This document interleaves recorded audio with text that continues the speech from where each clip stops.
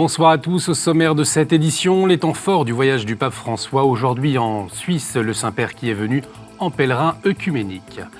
La finance aux citoyens, c'est le titre du rapport publié aujourd'hui par le Secours catholique pour remettre la finance au service de l'intérêt général. Et puis cette année, 115 prêtres vont être ordonnés en France, parmi eux Cyril pour le diocèse de Bayeux-Lisieux, son portrait dans cette édition. Dans l'actualité également, le monde crispé face à la question des migrants après l'Aquarius en Europe. C'est la séparation des familles de migrants aux États-Unis qui a suscité une vague indignation. Pour le pape, dans une interview publiée hier par Reuters, la solution est le consentement, l'étude, la prudence. On en parle dans notre dossier avec François Ernenwein de la Croix. Bonsoir. Bonsoir. Et Louis Dauphren de Radio Notre-Dame. Bonsoir. Bonsoir. Et on débute le journal avec les temps forts du voyage du pape François. Aujourd'hui en Suisse, vous avez pu suivre l'événement en direct sur KTO. Et là où le Saint-Père est venu comme un pèlerin œcuménique, un voyage d'une journée pour marquer à Genève le 70e anniversaire du Conseil œcuménique des Églises. Une rencontre qui s'est achevée avec la messe célébrée au Palexpo de Genève. 41 000 fidèles étaient inscrits pour participer à la célébration. Et puis quelques heures plus tôt, le Saint-Père a prononcé un discours devant les représentants des églises membres. Elles représentent environ 500 millions de fidèles, notamment protestants et orthodoxes. Et le pape a rappelé le lien étroit entre l'œcuménisme et la mission, car l'annonce de l'Évangile est l'identité commune de tous les chrétiens. Permettetemi, cari fratelli e sorelle, di manifestarvi, oltre al vivo ringraziamento per l'impegno che profondete per l'unità, anche una preoccupazione.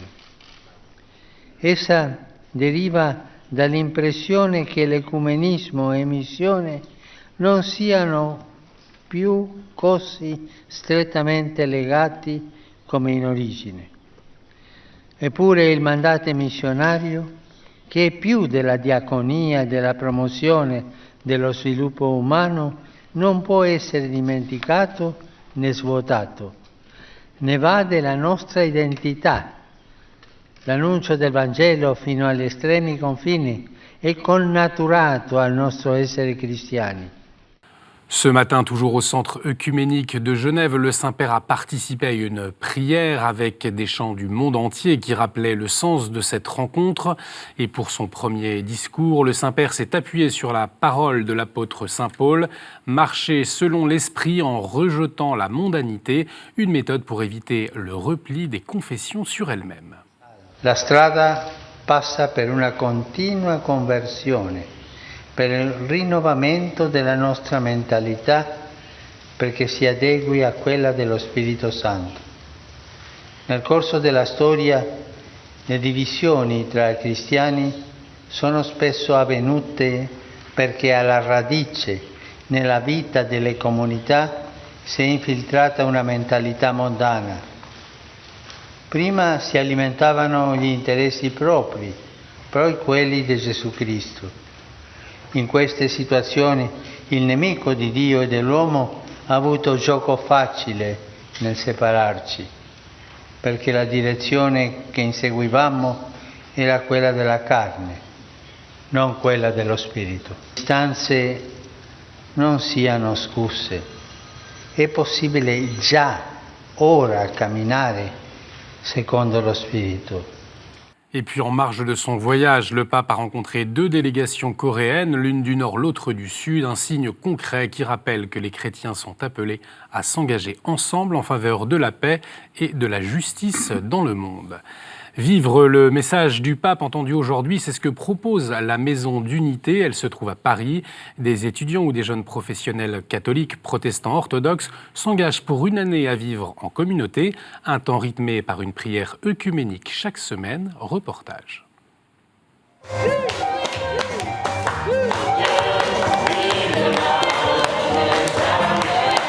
Soirée de clôture ce mardi à Paris pour la Maison d'Unité. Des colocations œcuméniques rassemblant des jeunes de différentes confessions chrétiennes qui ont choisi de surmonter la division entre les chrétiens. La division des chrétiens est à la fois quelque chose qui déchire le corps du Christ et qui est un contre-témoignage pour l'Évangile. Chrétiens, protestants et orthodoxes, les jeunes de la Maison d'Unité ont ainsi passé une année en petite colocation afin de découvrir les richesses des autres églises et de leur propre famille chrétienne. J'ai beaucoup apprécié chez les protestants cette importance qu'a la Bible. Chez les orthodoxes, pour moi, découvrir davantage cette pédagogie de Dieu. J'ai été confrontée à beaucoup de catholiques et j'en ai appris plus. Ça a brisé les clichés et les idées préconçues que j'avais sur le catholicisme. Dans cette diversité de confessions chrétiennes, l'unité se fait par la foi en Christ, la prière et la formation. Comme chaque mardi soir, un intervenant de qualité est invité pour une conférence sur une église particulière. Un temps d'enseignement sur une des questions œcuméniques, pourquoi il y a des divisions, pourquoi on est séparés, qu'est-ce que c'est que les orthodoxes, les anglicans. Notre défi, c'est précisément de faire en sorte que nos jeunes redécouvrent leur identité et redécouvrent ou découvrent l'identité des autres et de ceux avec lesquels ils vivent. Cette aventure œcuménique d'une année ne s'entreprend pas sans difficulté pour suivre l'appel du Christ à l'unité. Quelquefois, il y a des souffrances d'être séparés. Et en même temps, on voudrait tellement continuer à écouter ce que dit Jésus, que tous soient un pour que le monde croie.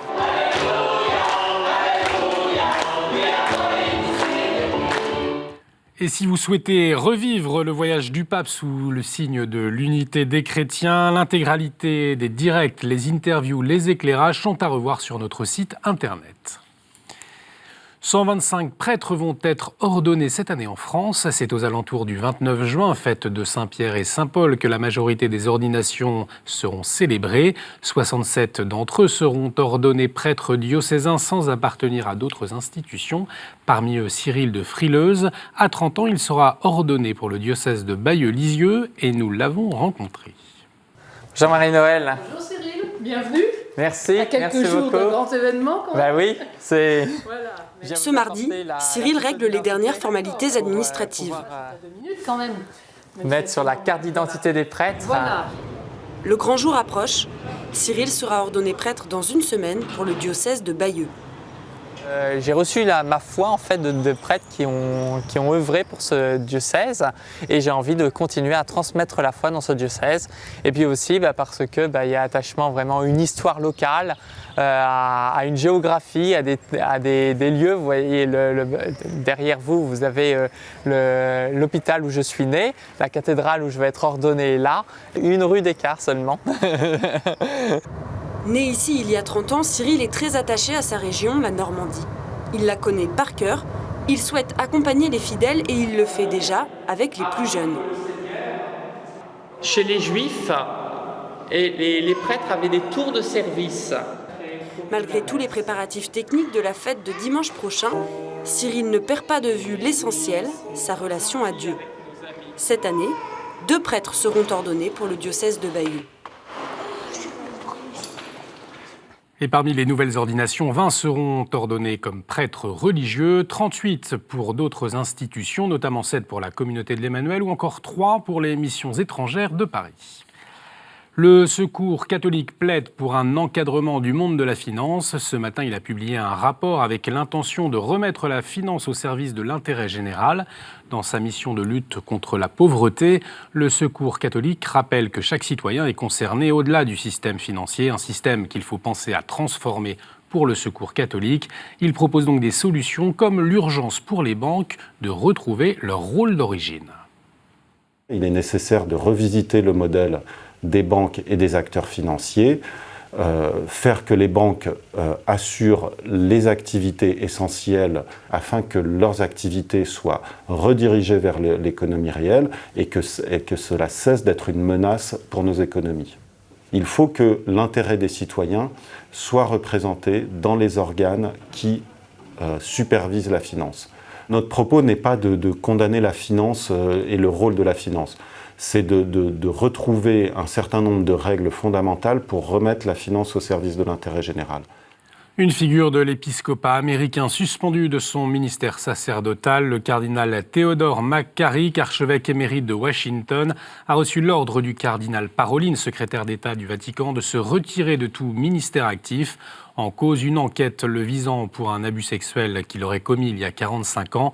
Dans un communiqué, le cardinal Dolan, l'archevêque de New York, précise que le cardinal McCarrick maintient son innocence et coopère pleinement à l'enquête tout en affirmant son innocence. Le cardinal a accepté la décision vaticane. L'archidiocèse se dit attristé, choqué et renouvelle ses excuses aux victimes abusées par des prêtres. Nous vous parlions mardi de la publication du document de travail, l'Instrumentum Laboris, en vue du Synode des Jeunes d'octobre prochain.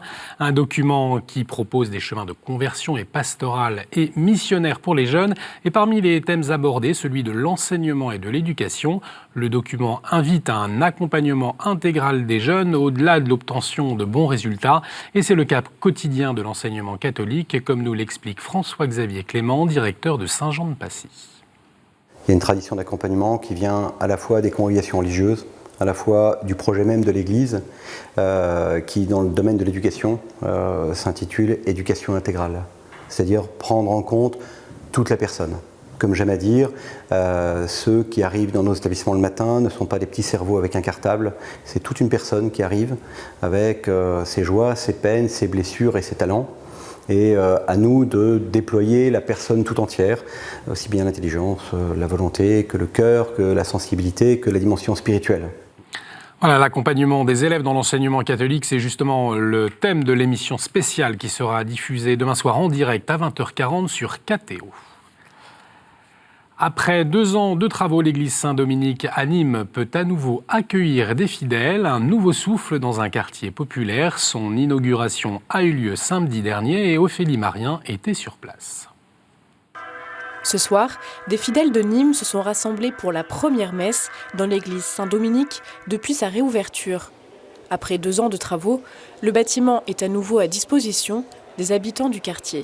On souhaite beaucoup que ce lieu de culte puisse être découvert par les habitants qui s'y intéressent. Il n'y a pas de raison de les priver, au fond, de cette œuvre d'art.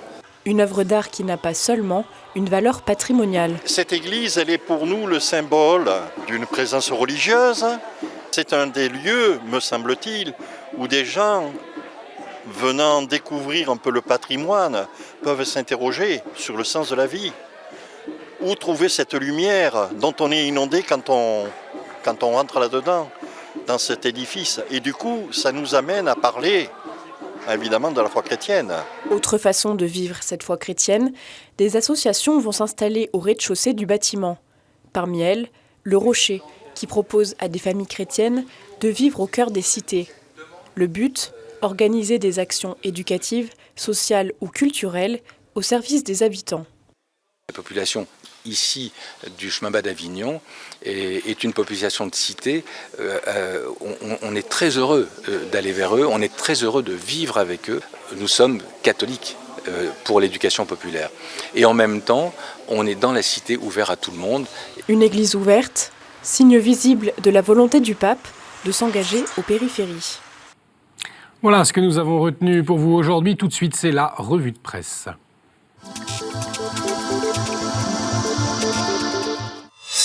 Et on commence avec Famille chrétienne qui, à quelques jours des grandes vacances, période des camps scouts, s'interroge sur l'insolent succès du scoutisme. Dans sa diversité, il offre plus que jamais aux familles un soutien éducatif. Tour d'horizon avec les responsables des 3 principaux mouvements français. À la une de la vie, les coulisses du voyage d'Emmanuel Macron au Vatican. Le pape va le recevoir le 26 juin prochain. L'hebdomadaire explique pourquoi le président français va tenter de se faire du pape un allié sur la scène internationale. Les coulisses et les révélations sur cette rencontre dans la vie cette semaine. Après la béatification d'Adèle de Batz de Tranquéléon le 10 juin, France Catholique vous propose de découvrir davantage la figure de la fondatrice des communautés marianistes. Avec un entretien de l'évêque d'Agen, Monseigneur Herbreteau, il raconte comment il vit cette première béatification pour son diocèse. L'hebdomadaire protestant Réforme revient sur les récents événements en Jordanie. Le pays a connu ces derniers jours un semblant de printemps arabe, mais sans violence ni changement de régime. Décryptage sur la situation d'un pays qui compte 10 millions d'habitants, dont un tiers de réfugiés. Et c'est Arnaud Beltrame, le colonel de gendarmerie héros français en une de Pèlerin. L'hebdomadaire retrace l'itinéraire d'un homme dont la vie a été en quête d'absolu. Voilà pour la revue de presse, tout de suite le dossier.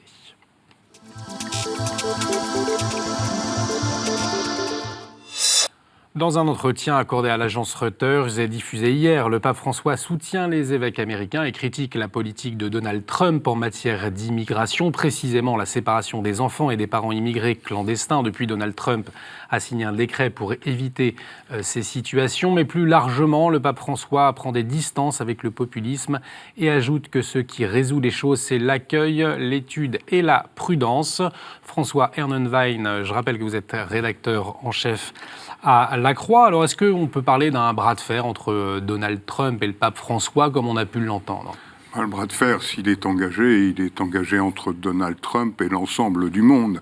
Parce qu'on voit bien que sa politique provoque des crispations à peu près sur tous les continents. Quand il se mêle des affaires européennes, il est renvoyé dans ses cordes par les principaux dirigeants européens. Donc, c'est une des pratiques solitaires. La marque du pouvoir de Donald Trump, c'est sortir de la négociation internationale, du règlement collectif des problèmes, pour tenter des percées nationalistes en faveur des États-Unis. Mais cette politique est un échec. Il va de recul en recul sur cette question. Le mur qu'il prétendait construire avec le Mexique ne sera vraisemblablement jamais construit. Il prétendait séparer les enfants immigrés de leurs parents. Il n'y est pas arrivé. Même sa femme a protesté contre le côté inhumain et absurde de cette politique. Il est dans cette logique-là, dans une parfaite impasse. Une parfaite impasse, Donald Trump, face au monde entier, finalement, sur cette question d'immigration, Guido Freyne. Oui, alors si je peux apporter une note discordante, je ne suis pas sûr que ce soit pas un petit peu tôt pour dire que c'est un échec, parce qu'il y a les élections à mi-mandat et on verra ce qui se passe aux élections à mi-mandat, et je ne suis pas du tout sûr que ses opposants remportent les élections du mi-mandat. Ça, c'est un petit peu tôt pour le voir, et peut-être que cette affaire, d'ailleurs, se situe dans la perspective d'une campagne pour essayer de rebondir et de marquer des points en vue de cette échéance électorale de mi-mandat. Sur la question migratoire, c'est vrai qu'on a tous été absolument indignés par ces images, c'est indiscutable. Comment peut-on imaginer qu'une mère puisse être séparée de ses enfants ? C'est absolument scandaleux, ça c'est vrai. Mais il faut dépasser ce stade de l'émotion, parce que ces images ne sont absolument pas récentes. Elles ont eu, on ne les a pas vues sous Barack Obama, mais la situation existait sous Barack Obama. Et le monde entier ne s'est pas indigné contre Barack Obama, qui a pris des mesures extrêmement dures en matière d'immigration et qui n'a pas résolu la question précisément de l'immigration familiale, qui est le phénomène nouveau. Après l'immigration masculine à laquelle les États-Unis étaient confrontés, on assiste au fait que les enfants sont aussi utilisés pour avoir des papiers et les enfants sont laissés dans la nature alors que les parents se voient en prison dans l'attente de l'examen de leur dossier. Est-ce qu'on peut accepter que des enfants soient laissés dans la nature ? Moi, je n'ai pas la réponse. Simplement, ce que je dis, c'est que le Congrès devra statuer pour savoir s'il faut construire des logements familiaux. C'est peut-être la solution, en fait, à laquelle Trump va se résoudre, c'est-à-dire maintenir les familles, effectivement, ensemble dans des logements familiaux et ne pas, donc, séparer les parents, mais ne pas laisser surtout les enfants, moi, c'est ça qui me semble important, dans la nature, livrés à des prédateurs. C'est ça, la vraie question. Si les enfants sont dans la nature livrés à des prédateurs, qu'est-ce qui se passe ? On entendait Louis Dauphren nous parler de l'émotion suscitée sur ces questions d'immigration. Une fois qu'on met de côté cette émotion, François Ernenwein, alors comment est-ce qu'on peut agir ?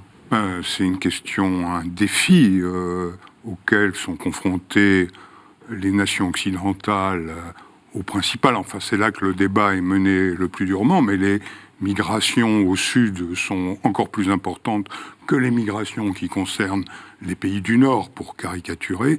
Donc, évidemment, il faut se saisir de cette question. Et dans le mouvement auquel on assiste en Europe, la renationalisation des politiques migratoires, je pense qu'on ira droit dans le mur. En Europe, pour affronter ou pour gérer la question de l'immigration, il faut une coopération européenne. Des rendez-vous sont prévus dès dimanche à Bruxelles. Une dizaine de pays européens vont essayer de préparer le sommet de la fin du mois pour essayer de construire enfin une politique migratoire cohérente. Et le bout du raisonnement, il n'y aura pas de solution si on ne crée pas une agence européenne des migrations, si on n'organise pas et on n'institutionnalise pas sérieusement une volonté de coopération en Europe. Sinon, on continuera à gérer au fil de l'eau les flux migratoires. Le consentement, la coopération, c'est ce que soulignait le pape aussi pour pouvoir faire face à ces flux, consentement, étude et prudence. Qu'est-ce que vous en retenez ? Moi, effectivement, je crois pas du tout qu'il faille se diviser sur cette question. Et à vrai dire, je ne sais pas s'il faut donner des leçons aux États-Unis. Hein. Les enfants qui, Port de la Chapelle, sont utilisés par le trafic de drogue à Paris, qu'est-ce qu'on dit ? On sait qu'ils sont utilisés par le trafic de drogue. Bon, est-ce qu'on est légitime pour dire « Oh là là, c'est pas bien ce que vous faites ». Je ne suis pas sûr qu'on ait des meilleures solutions. Comme vous le dites, François, je ne suis pas du tout sûr qu'il y ait de meilleures solutions ici et là-bas. On est, d'une manière un peu, j'allais dire, une forme d'ironie de l'histoire, les États-Unis et l'Europe se retrouvent quasiment dans une sorte de situation commune, bizarrement dans une forme de situation commune, sans que ni l'un ni l'autre n'ait la solution. Donc je crois qu'il faut jouer vraiment l'humilité sur ce terrain. Ni Barack Obama, ni Bill Clinton, ni personne n'a la solution aujourd'hui. Voilà, donc bon, avançons ensemble, sereinement. Autre parole du pape. Pour lui, les sociétés âgées comme l'Europe doivent faire face à un grand hiver démographique et ont besoin d'immigrants. Sans l'immigration, l'Europe va devenir vide. Est-ce que vous rejoignez ces propos du pape, François Herdenweg ? Moi, je ne vais pas m'insurger contre les positions du pape, surtout quand elles sont éclairées par la réflexion et l'expérience. C'est une richesse que le pape, l'Église, entre dans ce débat. C'est une richesse pour la situation des migrants que des chrétiens s'engagent pour leur venir en aide. Porte de la Chapelle et partout ailleurs, les chrétiens sont nombreux pour soutenir les migrants, non pas le principe de l'immigration des portes ouvertes, mais soutenir la détresse de ces gens. Louis rappelait tout à l'heure, assez justement, qu'il y a des enfants de migrants qui sont utilisés dans les trafics de drogue. Mais ils ne sont pas trafiquants de drogue parce qu'ils sont migrants, c'est la situation économique dans laquelle ils sont, les détresses dans lesquelles ils se trouvent, qui les livre aux mains de tous ceux qui organisent ces trafics. C'est pour ça que, indépendamment de la question de la générosité, de l'accueil, la question des politiques migratoires est devenue une question centrale. Il faut sortir de la polarité des discours, la naïveté d'un côté, on peut accueillir n'importe comment et n'importe qui, et d'autre part, le durcissement absurde, la spirale absurde du durcissement dans laquelle sont entrés de nombreux pays européens et les plus avancés d'entre eux, la France et l'Allemagne, sous la pression aussi, sont souvent incapables de résister aux dérives des discours populistes sur ces questions-là. Si l'Italie n'entre pas dans une logique de coopération européenne, elle ne réglera pas le problème des migrations sur ses côtes. Louis Dauphren. Sur la question démographique, moi je sépare complètement les deux dossiers, la question migratoire qui existe en soi et la question démographique, l'hiver démographique européen qui nécessiterait à mon sens d'autres réponses, c'est d'autres sujets, c'est d'autres populations, d'autres histoires. Moi je suis tout à fait d'accord effectivement avec François pour dire qu'il y a une coopération européenne absolument nécessaire. L'Italie a été abandonnée et si les populistes sont passés en Italie, c'est parce qu'ils ont eu le sentiment d'avoir été abandonnés par tout le monde et qu'en fait avec le système de Dublin, en réalité, ce sont les pays continentaux, France, Allemagne, qui se défendent à l'égard des périphéries comme l'Italie et la Grèce, qui doivent encaisser en quelque sorte l'accueil de l'asile. Donc c'est vrai qu'il y a une hypocrisie européenne, il y a un côté extrêmement malsain dans l'histoire. Et l'Italie a été abandonnée, et si elle a voté comme ça, c'est parce qu'elle s'est estimée complètement lâchée par l'Europe. C'est la raison pour laquelle, en matière de politique européenne, et si on tient compte des derniers discours tenus après la rencontre entre Angela Merkel et Emmanuel Macron, l'idée que pour les gens dublinés, si on peut dire, cela se traduise par le renvoi vers l'Italie et la Grèce, évidemment, ça fera pousser des hauts cris en Italie et en Grèce. La solution, encore une fois, elle est européenne. La nation qui, en Europe, prétendrait régler toute seule le problème des migrations va à une impasse. Et je voudrais avoir une remarque un peu désagréable pour nos voisins européens, hongrois ou polonais, qui entrent dans la discussion. Ils ne seront pas dimanche à Bruxelles, mais ils seront au sommet. Et là, il faudra leur tenir un discours de vérité. Quand ils prétendent fermer leurs frontières, organiser des politiques anti-migrants absurdes, il faudra leur dire quand même clairement que s'ils font partie d'un ensemble qui s'appelle l'Union européenne, s'ils en acceptent les avantages, ils devront aussi en accepter les règles de solidarité. Et sur la répartition des migrants au-delà de l'Italie et de la Grèce, dans l'ensemble du continent européen, je ne vois pas de bonne raison d'exonérer la Pologne ou la Hongrie de ces responsabilités parce qu'elles se sont donné des gouvernements quasiment à l'extrême droite. Juste un mot pour conclure et pour répondre à François Hernenwein. Je suis tout à fait d'accord sur l'idée, il faut accepter l'enjeu européen, pour peu que l'Europe fasse preuve d'une politique cohérente qui montre des solutions à terme. Or, aujourd'hui, on n'a pas de solution face à ce qui est d'abord un trafic d'êtres humains. Voilà, et c'est d'abord ça, c'est d'abord un trafic. Juste pour compléter les trafics existent, je suis d'accord avec Louis, mais le phénomène des migrations n'est pas né de la volonté de quelques trafiquants. Regardez les écarts de richesse entre le nord et le sud. Si on prétend, c'est comme prétendre arrêter l'eau. La pente naturelle, il existe une pente naturelle des migrations quand les écarts de richesse sont ceux-là. Si on souhaite que les populations du Sud arrêtent de rêver au miroir, aux alouettes du monde occidental. Il faudra faire de sérieux efforts de coopération pour permettre aux paysans du Sahel de vivre sur leurs terres. Merci beaucoup François Hernenwein, merci beaucoup Louis Dauphren d'avoir partagé votre éclairage et votre réflexion. Merci à vous de nous avoir suivis. Vous pouvez revoir cette émission sur notre site internet www.kto.tv.com. Réagissez également avec le hashtag à la source. Excellente soirée sur KTO.